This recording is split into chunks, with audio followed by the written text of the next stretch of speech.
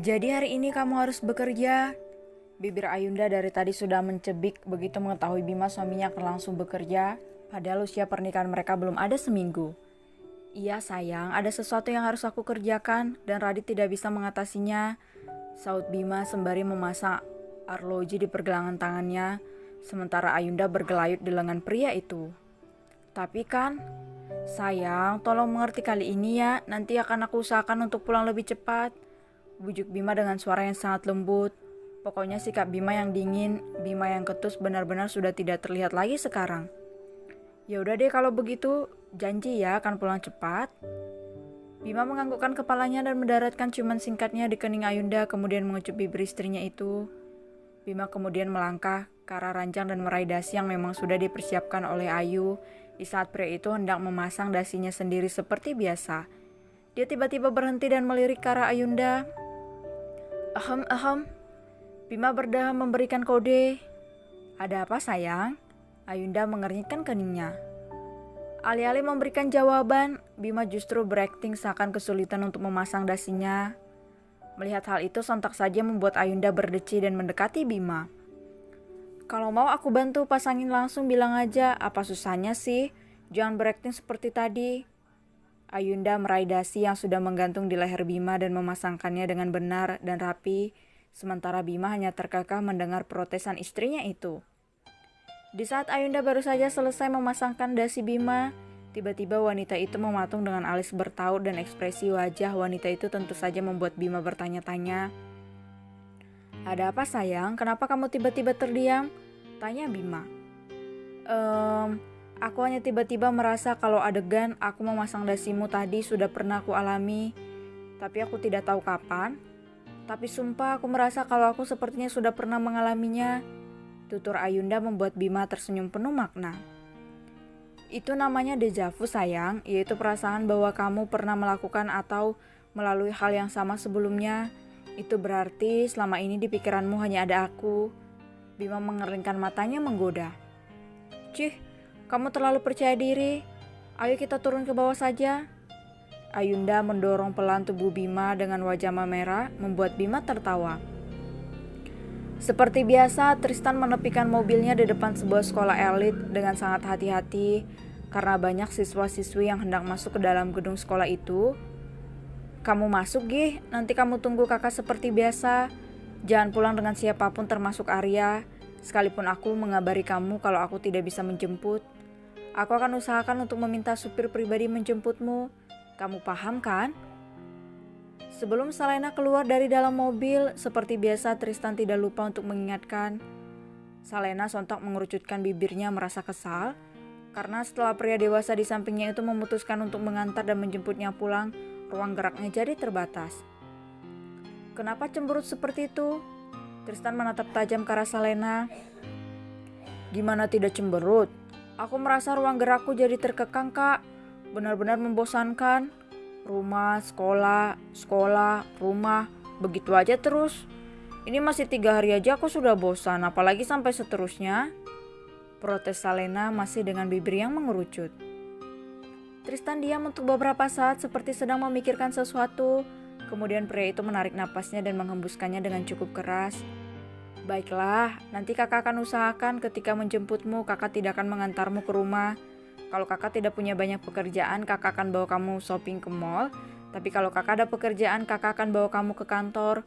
Kamu bisa ngapain saja nanti di ruangan kakak. Ucap Tristan membuat wajah Salena sontak berbinar. Yes, benar ya kak, jangan bohong. Sorak Salena bahagia. Gadis itu bahkan bertepuk tangan ketika melihat Tristan yang menganggukkan kepala mengiyakan. Dengan wajah berbinar, Salena pun keluar dari dalam mobil.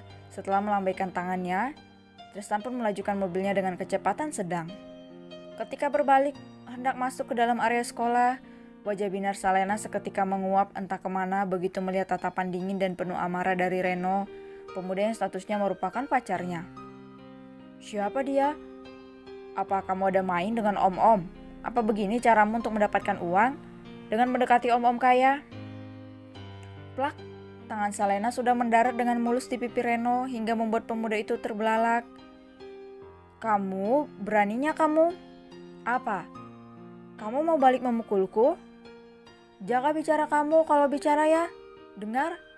Yang tadi belum om-om asal kamu tahu dan dia bukan pacarku atau aku mendekatinya untuk mendapatkan uang. Dia itu... Alah, bilang saja kamu punya sugar daddy. Kamu tidak perlu berbohong. Belum sempat Salena menyelesaikan ucapannya, tiba-tiba Parah muncul dan memotong ucapannya. Salena sontak menatap Parah dengan tatapan sengit. Jaga bicaramu, jangan samakan aku denganmu yang sering bermain dengan om-om. Kamu kira aku tidak tahu, ha? Salena sontak membalikkan keadaan membuat wajah Parah memerah. Hei, kamu jangan mencoba menyerangku balik ya. Aku tidak pernah melakukan hal menjijikkan seperti kamu. Parah berusaha menyangkal, berusaha menutupi keburukannya di depan Reno, pemuda yang dia taksir mulai dari kelas 1. Salena sontak berdeci dan tersenyum sinis, kemudian wanita itu mengayunkan kakinya melangkah mendekati Parah. Masih saja kamu mengelak? Asal kamu tahu aku punya bukti video. Kamu masuk Sky Hotel kemarin dengan pria perut buncit. Apa kamu mau melihat video itu? Atau kamu mau aku memperlihatkannya pada Reno? Bisik Salena masih dengan senyum sinisnya. Raut wajah Parah sontak berubah pucat seperti tidak dialiri darah sama sekali. Tanpa berani menyahut lagi, Parah langsung menarik tangan temannya dan berlalu pergi meninggalkan Salena dan Reno. Salena menghela napas lega setelah berhasil mengusir wanita yang selama ini dia sebut ular itu. Seakan lupa dengan kehadiran Reno di tempat itu, Salena mengayunkan kakinya melangkah masuk hingga membuat Reno mengeram. Salena, kita belum selesai bicara. Panggil Reno yang saking kesalnya tidak memanggil Salena dengan panggilan sayangnya seperti biasa, dan Salena pun terlihat tidak peduli dengan hal itu. Salena berhenti melangkah dan berbalik menoleh ke arah Reno. Lain kali saja kita bicara, kelas sudah mau mulai.